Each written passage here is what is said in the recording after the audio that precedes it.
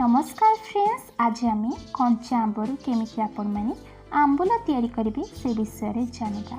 सर्वप्रथमे आपण माने किछि कंचा आंब आनंतु एवं ताकू भल भाव रे धोई नियंतु पानी रे। पानी किछि समय परे छाड़ी जिबा परे आंबरु ताकू भल भाव रे चोपा को छड़ांतु।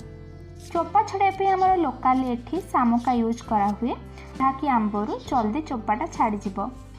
जदि आपनकर सामुका नहीं ताले आपण माने पनिकी साहाय्य किंबा छुरी साहाय्य भी चोपा छड़ाई पारिबे। देखंतु एठी किछि कंचा आंब को आमे भल भाव रे चोपा छड़ाई नै चंदे।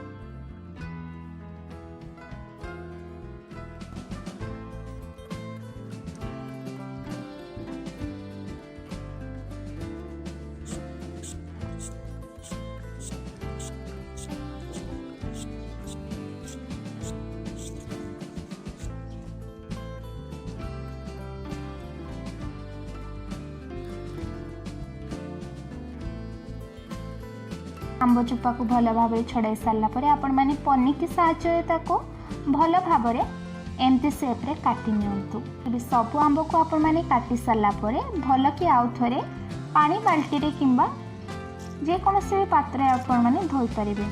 कटा आंब को धोई सारा पर आपण माने भल भाव ताको छाणी नियंतु पानी रु। कंचा आंबरु पानी छाड़ी सारा पर आपण माने ताको नै खरा रे गोटे धड़ा कपड़ा साहाय्य भल भाव सुखे नियंतु। सही कंचा आंब को आपण माने खरा रे 2 रु 3 दिन खंडे सुखेइबे। आंब 2 रु 3 दिन भल भाव सुखी सारा पर ताकू खरा रु आनी आसीबे एवं ताकू गोटे जगह रे नै ग्राइंड करा हेथिबा लूण एवं सुखिला लंका को पकांतु।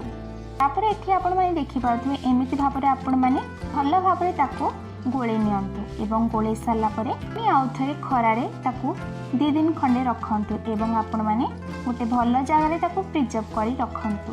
एठी बनि गला एबे कंचा आंबरो आंबुल। वीडियोटी भल लागिथिले समस्त गोटे लाइक करबे एवं शेयर करबा को जमा भी भूलिबेनी।